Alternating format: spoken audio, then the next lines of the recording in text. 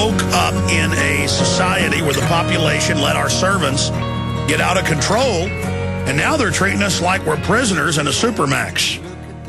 And the state of Illinois is putting their full power behind trying to make sure that Michael-Allison does spend life in prison. And you think, oh, they'll never do that. Oh, they will try, and they will be proud of it. I'm seeing more and more of this. They want the precedent, just like they promoted torture in public and said it was an American thing to do. Just like the TSA sticking their hands down people's pants. It's about setting the precedent to do whatever they want. This is what tyrants do. They want to dominate us now because they're imploding us by design. That's coming up in the next hour. The biggest news I've reported in a long time. Now, Mr. Allison, go back to the state prosecutor coming down. That was on the local news. I mean, they're really trying to do this. Go back over that. Yeah, the way that it started, I believe that they wanted to keep it contained right here in this town and just deal with it, like I said, in a boss hog type of situation. And after I refused to plead guilty and make the whole thing go away, I eventually found an attorney who was interested in the issue because he believes that the statute is unconstitutional also. And well, the First Circuit Court of Appeals, that's right below the Supreme Court, just ruled it was unconstitutional last week. I saw that, and I'm glad for the people in the First Circuit. But as far as what I can tell, and I'm not an attorney, but I believe that the First Circuit will not be binding on the Seventh Circuit, which is where my case is at. And I don't think that it'll have a direct effect. Yeah, well, just to be clear, though, there's all sorts of local rulings as well. This is one of the most well-documented things, that there's no perception of privacy in public, and then that's why they can videotape us or audio tape us. I mean, this is ridiculous. So where is it going now? Because you were hinting at the fact that they're not so arrogant now, and give us the time frame of when your court case is coming up. On the 18th of August, the hearing was set for pending motions, which were basically my attorney challenging the constitutionality of the statute, and the state defending the constitutionality of the statute.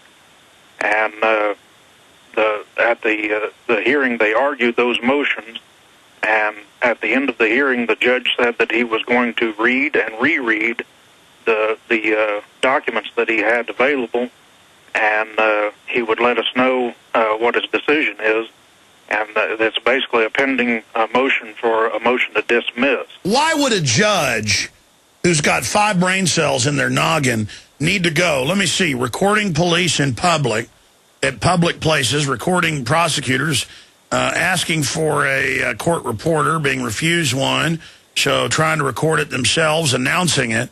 I'm recording this. Oh, you're...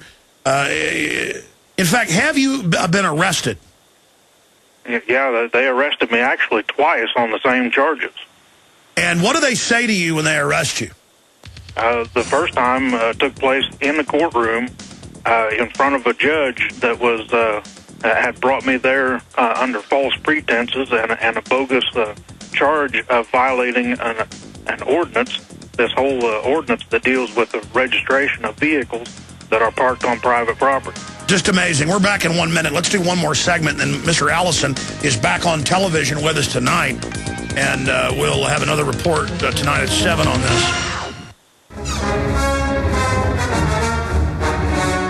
Okay, we're definitely going to have him back up because time is running short. He'll be back on TV with us tonight at 7 o'clock. Michael-Allison, the gentleman in southern Illinois who faces life in prison for audio taping police in public places and telling him he was audio taping them for his own personal true witness safety. And they've arrested him twice. He faces life in prison for it. It all began when they started to tow his cars off his own property that he restores there in the rural area. And this is happening. They're passing zoning laws and showing up on old farmers' places and saying, get all your old cars out the back. I mean, it's just total bureaucracy. There's no real private property rights in this country. We pay daily, yearly rent to them to be able to be on our own property. And the state is there defending the city, going after him. And you were telling me, Mr. Allison, that you need help with a lawyer. I mean, this lawyer has only helped you so far. Well, what do you need another lawyer for, to countersue or something? Yeah, I believe that the charges will be dismissed, or I will be victorious in defeating the criminal charges. And the attorney that I have, he does criminal cases, and I mean, that's what he's doing right now. He's helping me with that aspect of the case.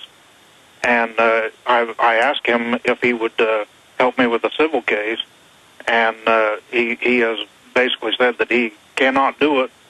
And one of the things I'd like to clear up, the Patrick Fazio from Channel 2 News out of Terre Haute, Indiana, did a real good job of putting this story together and getting the information out there, and I really appreciate it.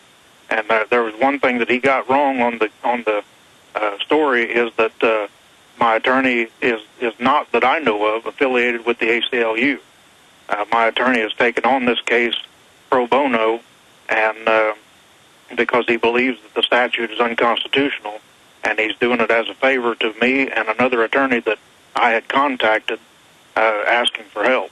Well, I've seen this before where the ACLU's given credit for grass growing, birds chirping, the sun rising, but in my experience, the ACLU are globalist operatives who basically lose cases on purpose.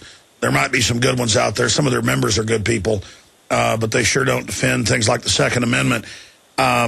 This is a very dangerous precedent, and it was 9 states about 6 months ago. Now it's 12 states doing it, and it's always by the central state puts the word out, start arresting people. And they use old wiretapping provisions that clearly aren't applicable. For me, this is really creepy, that all over the country they try to put people under the jail for videotaping police. I mean, I'm seeing cases where a woman videotapes the cops at a traffic stop while they videotape her, and they charge her, and and I've seen them convicted 5 years in jail, and they go to jail.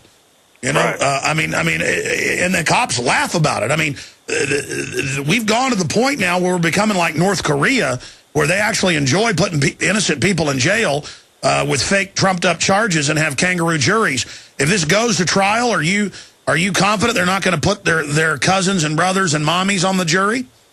I believe that if it goes that far, I should be entitled to a change of venue to get it away from all of the, we referred to it before as the boss hog type situation. This small town, everybody is connected to everybody. Yeah, but even if they're connected to everybody, this is sending a man, a law-abiding guy with no criminal record, we've looked into you, sir, to prison for life. Do these idiots have any idea the amount of bad luck that brings on them? They may not believe in God, but I will assure them, their lives are unhappy because they're dirty scum. Mr. Allison, how do people contact you if lawyers want to help you? I didn't know if they might be able to contact your show and get in touch with me through that way, or okay, I'll tell you what, if we get any bona fide lawyers in Illinois or nearby that want to help you, we will get them to you. You're on TV with us tonight, 7 o'clock Central. Thank you so much, Mr. Allison. Thank you for having me on. You bet.